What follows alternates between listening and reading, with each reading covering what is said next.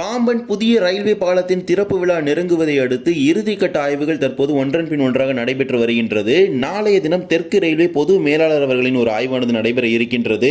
இதே போலவே சென்னையிலிருந்து மைசூர் வரை இயக்கப்படும் 2 ரயில்கள் மைசூரின் மற்றொரு முனையத்திற்கு மாற்றப்பட்டுள்ளது. தென் மத்திய ரயில்வேயின் ஒரு பிரபலமான ரயில் தான் சபரி எக்ஸ்பிரஸ். இந்த ரயிலுக்கு புதிய நவீன LHB பெட்டிகளை வழங்குவதாக தெற்கு ரயில்வே அறிவித்துள்ளது. இன்றைய தினம் இவை அனைத்தையும் பற்றி தான் இந்த ஒரு வீடியோ டீடைலா பார்க்க போறோம். சேனலுக்கு யாராவது புதுசா வந்தீங்கன்னா மறக்காம சப்ஸ்கிரைப் பண்ணிட்டு பக்கத்துல இருக்க பெல் ஐகானை போட்டுருங்க. அப்பதான் நான் போடுற ஒரு வீடியோட நோட்டிபிகேஷன் உங்களுக்கு உடனுக்குடன் வரும். வாங்க வீடியோக்குள்ள போகலாம். தெற்கு ரயில்வே பொது மேலாளர் RN சிங் தலைமையில் நாளைய தினம் பாம்பன் புதிய ரயில்வே பாலத்தில் ஆய்வு மற்றும் OMS ஆய்வும் நடைபெற இருக்கின்றது.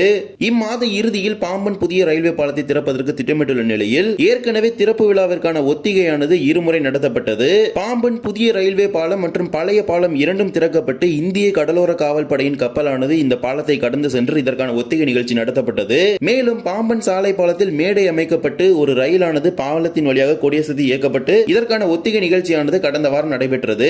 இந்நிலையில தான் தற்போது தெற்கு ரயில்வே பொது மேலாளர் அவருடைய ஒரு ஆய்வானது நாளைய தினம் நடைபெற இருக்கின்றது. இதற்காக இன்று இரவு சென்னையிலிருந்து மதுரை வரக்கூடிய பொது மேலாளர் அவர்கள் நாளைய தினம் மண்டபம் வந்து அங்கிருந்து மண்டபம் ரயில்வே ஸ்டேஷன் ஆய்வு செய்த பிறகு பாம்பன் புதிய ரயில்வே பாலத்தை ஆய்வு செய்ய இருக்கின்றார். அதனுடன் OMS ஆய்வு நடைபெற இருக்கின்றது. இது மட்டுமல்லாமல் ராமேஸ்வரம் ரயில் நிலையத்தில் நடைபெற்று வரும் மறுசீரமைப்பு பணிகளையும் ஆய்வு செய்துவிட்டு மதுரை வழியாக கொடைக்கானல் ரோடு மற்றும் திண்டுக்கல் ஆகிய 2 ரயில் நிலையங்களை ஆய்வு செய்துவிட்டு மீண்டும் சென்னைக்கு புறப்பட்டு செல்ல இருக்கின்றார். மேபி இந்த ஒரு ஆய்வுக்கு பிறகு திறப்பு விழா தேதியை தெற்கு ரயில்வே அறிவிக்கும் என பெரிதும் எதிர்பார்க்கப்படுகின்றது. பல்வேறு செய்தி ஊடகங்களில் பிப்ரவரி 28 திறக்கப்படுதுன்னு போடுறாங்க. அதே செய்தி ஊடகங்கள்ல ஏற்கனவே பிப்ரவரி 11 போட்டிருந்தாங்க. எனவே முழுமையான தகவல் இன்னும் கிடைக்கப்பெறவில்லை. அதிகாரப்பூர்வமான அறிவிப்பு ரயில்வேயிடமிருந்து வந்த பிறகு உங்களுக்கு தெரியப்படுத்துகின்றேன். இதே போலவே சென்னையிலிருந்து மைசூர் வரை இயக்கப்படும் 2 ரயில்கள் மைசூரின் மற்றொரு புதிய முனையத்திற்கு மாற்றப்பட இருக்கின்றது. மைசூர் சந்திப்பில் உள்ள இட நெருக்கடியை சமாளிக்கும் வகையில் அசோகபுரம் ரயில் நிலையத்தை 2வது முனையமாக மாற்றுவதாக தென்மேற்கு ரயில்வே அறிவிப்பு வெளியிட்டு அதற்கான பணிகளை மேற்கொண்டது.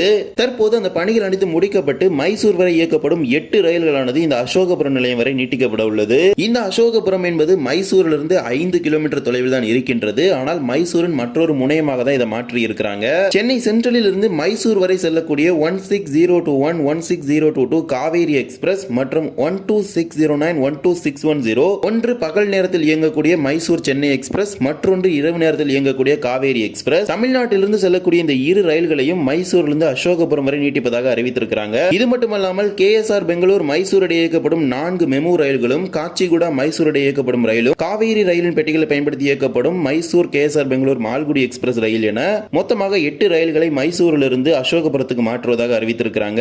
இதன் மூலமாக தற்போது மைசூர் சந்திப்பில் இருக்கக்கூடிய இட நெருக்கடியானது சற்று குறைய இருக்கின்றது. இதே போலவே தென் மத்திய ரயில்வே சார்பாக இயக்கப்படும் ஒரு பிரபலமான ரயில் தான் சபரி எக்ஸ்பிரஸ் ரயில். தெலங்கானா மாநிலத்தின் ஹைதராபாத்தையும் கேரள மாநிலத்தின் திருவனந்தபுரத்தையும் இணைக்கக்கூடிய இந்த சபரி எக்ஸ்பிரஸ் ரயில் பல வருடங்களாகவே ஐசிய பெட்டிகளை கொண்டு இயக்கப்பட்டு வருகின்றது. தற்போது இந்த ரயிலுக்கு LHB வகையிலான நவீன பெட்டிகளை வழங்குவதாக தென் மத்திய ரயில்வே அறிவித்துள்ளது. Train number 17230 17229 Secunderabad Thiruvananthapuram Secunderabad Sabari express செகந்திராபாத்திலிருந்து ஏப்ரல் 18ஆம் தேதியிலிருந்தும் திருவனந்தபுரத்திலிருந்து ஏப்ரல் 20ஆம் தேதியிலிருந்தும் இந்த ரயில்களுக்கு LHB வகையிலான பெட்டிகள் வழங்கப்பட இருக்கின்றது. அதன்படி LHB வகையிலான பெட்டி முறை என்னன்னு பாத்தீங்கன்னா, ஒரு டெடிகேட்டட் ஃபர்ஸ்ட் AC கொடுத்திருக்காங்க, 2 AC 2 டயர், 4 AC 3 டயர், ஒரு பேண்ட்ரி கார், 8 நான் AC ஸ்லீப்பர், 4 அன்ரிசர்வ், ஒரு SLR, ஒரு EOG சேர்த்து மொத்தமாக 22 LHB வகையிலான பெட்டிகளுடன் சபரி எக்ஸ்பிரஸ் ரயிலானது வருகின்ற ஏப்ரல் மாதத்திலிருந்து இயக்கப்பட இருக்கின்றது.